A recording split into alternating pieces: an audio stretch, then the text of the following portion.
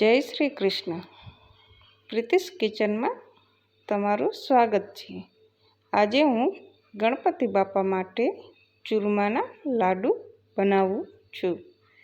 તેના માટે મેં અહીંયા જાડો ઘઉંનો કરકરો લોટ લીધો છે અને માપમાં 2 કપ ભરીને લીધો છે.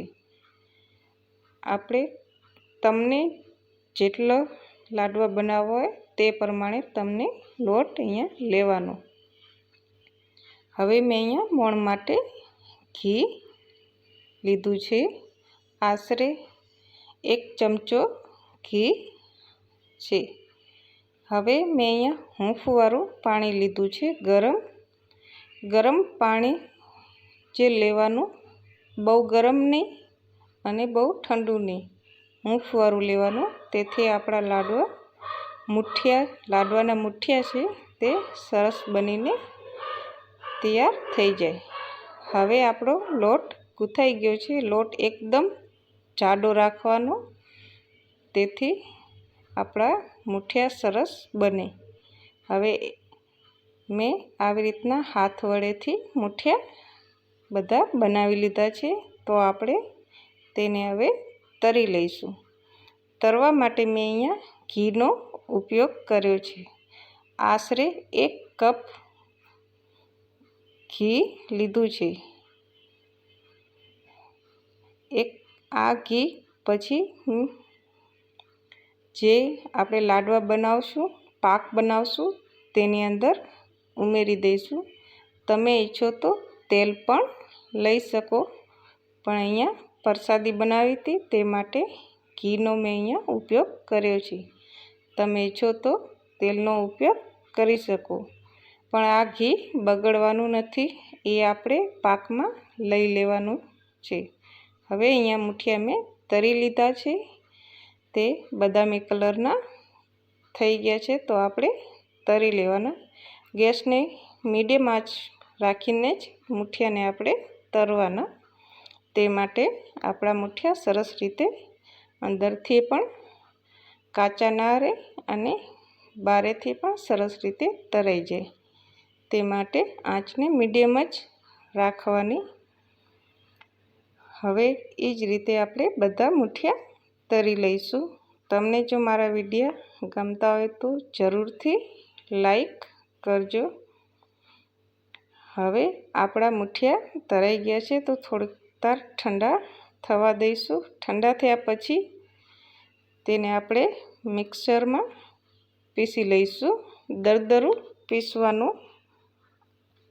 અને તમે દેશી રીતે બનાવો, ખાંડણીમાં ખાંડીને, તો ખૂબ જ સરસ લાડવા બને છે.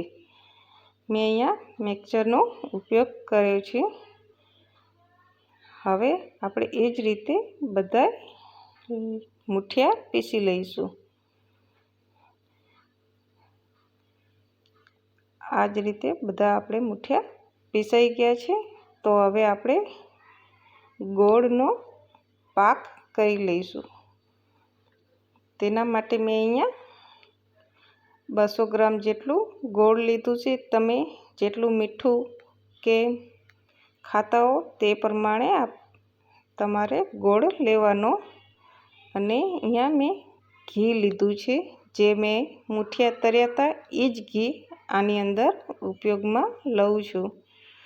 તો આપણું ઘી પણ ઉપયોગમાં આવી જાય અને લાડવા પણ સરસ રીતે બની જાય.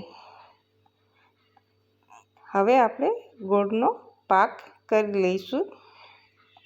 આપણે ગોળનો ઓછો, ખાલી ગોળ ઓગળે તેટલો પાક નથી કરવાનો, થોડોક વધારે કરવાનો.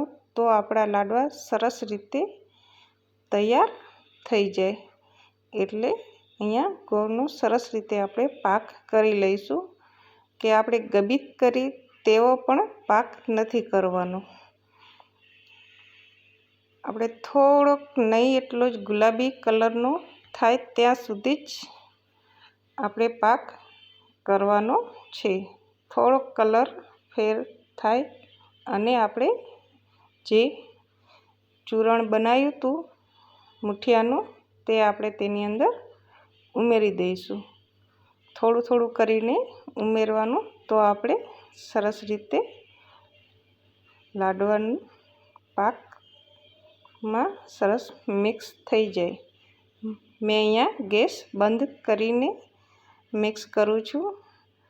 હવે આપણે તેને ઉતારી પણ લઈશું અને સરસ રીતે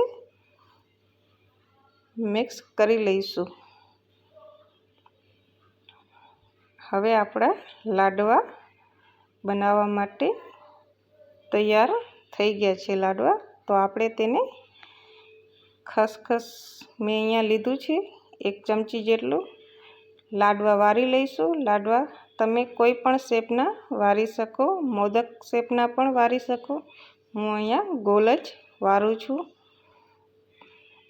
એ ચૂરમાના લાડવા ગોળ જ સરસ લાગે, તે માટે અહીંયા હું ગોળ જ બનાવું છું રે. તે જ રીતે હું અહીંયા બધા લાડવા વારી લઈશ. આશરે 1 કિલો જેટલા લાડવા બનીને તૈયાર થઈ ગયા છે મારા. હવે લાડવા એકદમ તૈયાર છે અને ખાવામાં પણ ખૂબ જ સરસ બન્યા છે. જો મારા વિડીયો ગમતો હોય તો લાઈક, શેર અને સબસ્ક્રાઈબ જરૂર કરી આપજો.